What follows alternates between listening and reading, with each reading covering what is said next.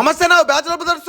ఒరే దిష్టి తీసే బూడిద గుమ్మడికాయ ఎత్తుకుని వచ్చినవేంద్రా? కొంప తీసి ఆడికన్నా చేత పడిపోతున్నావు ఎట్టా? ఓ ఏందన్నా కిండలు చేస్తున్నా? మరి ఆ దిష్టి గుమ్మడికాయ ఎందుకు తెచ్చినవరా? బూడిద గుమ్మడికాయ ఆమ్లెట్ చేద్దామన్నావు. బూడిద గుమ్మడికాయతో ఆమ్లెట్? ఒరే ఇంటికి దిష్టి తీసేదాంత ఆమ్లెట్ లేదురా స్వామి. అయినా బూడిద గుమ్మడికాయతో ఆమ్లెట్ ఎట్రా? ఫస్ట్ బూడిద గుమ్మడికాయని శుద్ధంగా కడుక్కో, దాని లోపల ఉండే గుజ్జంతా పెరికేసి దాంట్లో ఒక రెండు ఎర్రగడ్డలు, పచ్చిమిర్చి, కొత్తిమీర, అట్టే 4 కోడిగుడ్లు పగలగొట్టుకో. ఆ ఎర్రగడ్డలు కోడిగుడ్లు పట్టేదాకా కలబెట్టి ఒక రొంత కారం, పసుపు, ఉప్పు, మసాలా వేసి ఒక్కసారి గిల్లక కొట్టి మూత పెట్టి పక్కన పెట్టుకోండి. ఆ తర్వాత కట్టెలు పొయ్యి మంటేసి ఆ బగబగా మండే కట్టెలు పొయ్యి మీద ముందుగా కోడిగుడ్లు పోసి పెట్టుకున్న గుమ్మడికాయని తెచ్చి పొయ్యి మీద పెట్టి గంట సేపు పెద్ద మంట పెట్టినప్పటికీ ఆ గుమ్మడికాయలు ఉండే కోడిగుడ్డు ఒక్కరంత కూడా వేడి కాలేదు. అందుకని పొయ్యి మీద పెనం పెట్టి ఆ పెనం పైన గుమ్మడికాయలో ఉడకిన కోడిగుడ్డును పోసి ఆ కోడిగుడ్డు దూర గాలిన తర్వాత దింపుకుంటే చూడండి గుమ్మడికాయ ఆమ్లెట్ పొగలు ఎట్ట కక్కుతుందో. ఆ పొగలు కక్కే గుమ్మడికాయ ఆమ్లెట్ ఒక్క రొంత తిన్నానయ్యా.